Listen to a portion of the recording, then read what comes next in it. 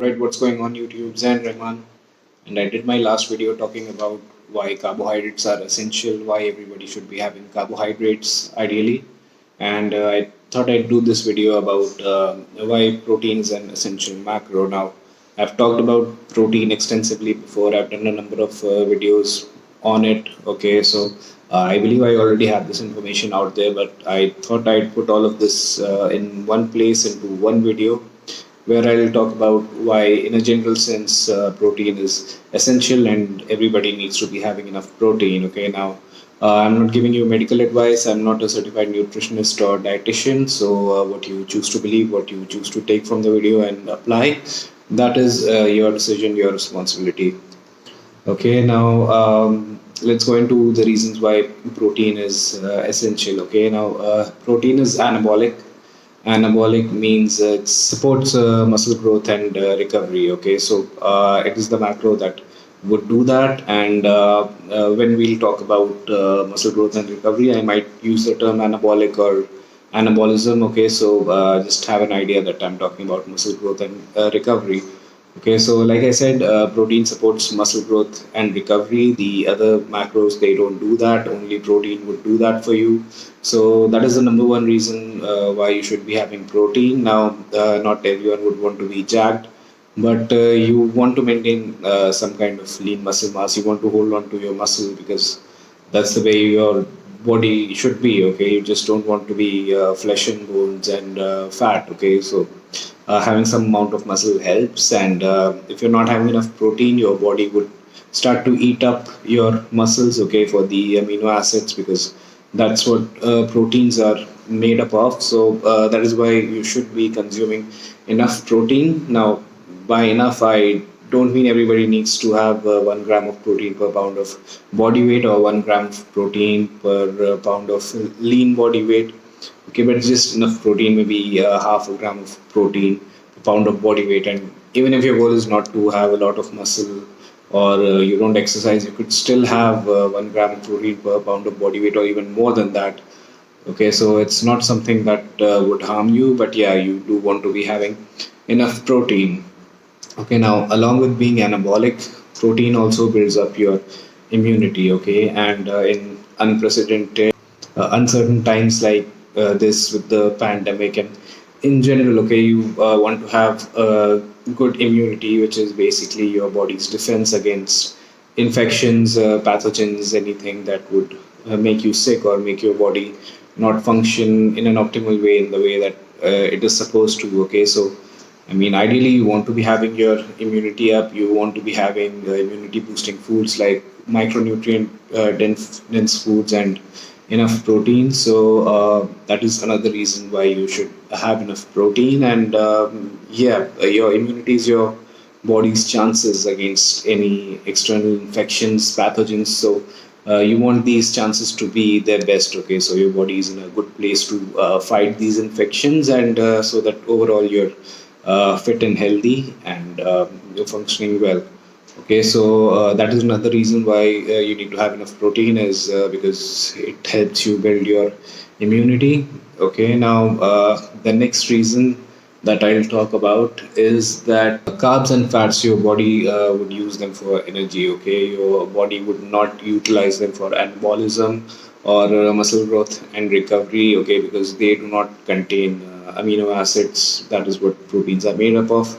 Again, so if you have more protein than you need, then your body can metabolize it for energy. Okay, so protein can be metabolized, used by your body, like carbs, like fats, and your body can basically burn excess protein for energy, or it could store it as body fat. Okay, so that is something that could happen, but it's not the same with carbs and fats. Okay, they can't be metabolized as proteins, and they can't be used for anabolism. So I mean, if you're typically having just a lot of fats and carbs in your diet, then you're not getting in enough protein for all the benefits that it has to offer to your body. Okay, and I believe most Indians, they're on a carb diet. Okay, like I've talked about before, aloo roti, tehri, poha, and I don't think we incorporate a lot of proteins into our diet. So we should be going in for more proteins. Have protein with every meal in the day, ideally, or if not, have protein with most meals of your day. Okay, the majority of the meals that you're having in your day, you should be having some protein in it. Okay, so that's the way I would want you to go about it, and of course what you choose to do is your decision, but I'm just saying. Okay, so yeah, that is the way that is. Your body cannot metabolize carbs and fats for protein. Okay, it cannot use it for muscle growth and recovery, or to build up your immunity the way that your body would utilize protein. Like if you fall sick or if you're infected or whatever, your body would need to heal and recover, right? So that is where the protein comes in, and that's where your body would be utilizing protein to heal itself. Okay, the carbs and fats, once again, they're just sources of energy. Okay, they won't really go a long way in your body healing and recovering. Yeah, of course they would give it the energy that it needs, but this is why it is essential to have a balanced diet.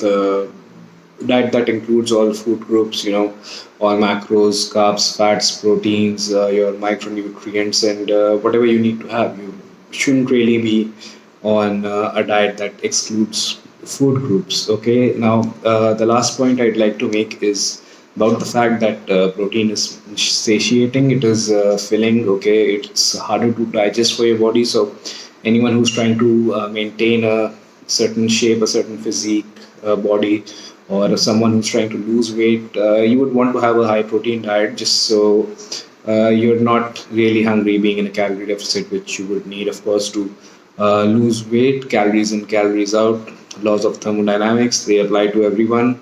So yeah, if you're trying to lose weight or maintain a certain shape, then you would definitely want your diet to be a high protein diet, so that you're full from the protein. Okay, and you're not as hungry as you would be if you're not having enough protein. And carbs, they're easier to digest than fats and protein. And human beings, we are glycolytic creatures. We have an affinity for carbohydrates. That is why we can have a lot of carbohydrates. So again, it is essential for you to have a balanced diet. And if you have fitness goals, you would want to be consuming a high protein diet. But again, that's your decision.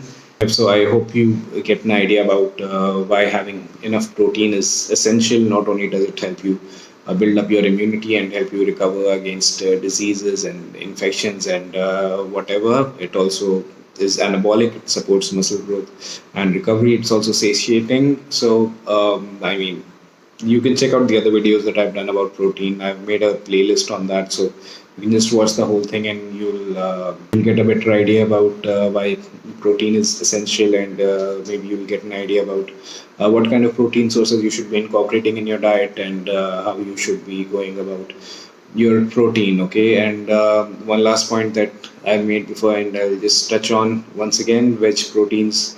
They're majorly not complete proteins. Okay, they need to be used in combinations for you to make a complete protein, because all veg proteins, almost except soya, they are deficient in certain essential amino acids. And when you have a spectrum of 9 essential amino acids that make a protein a complete protein, that is when it would be ideally utilized for all the benefits that protein has to offer. So check out the playlist that I have about protein. I'll add it to the end screen to this video, and there you'll find the video about complete veg proteins, and also the other videos that I've done on protein. And I've done another video about how you can be less hungry on a calorie deficit. So if you're on a calorie deficit, and if you're having a hard time not being hungry, from the deficit of calories that you're consuming, or just for knowledge, just out of curiosity, you can check that out. So let me know what you thought about the video. Leave your comments, like and share the video, subscribe to my channel, and I will see you next time.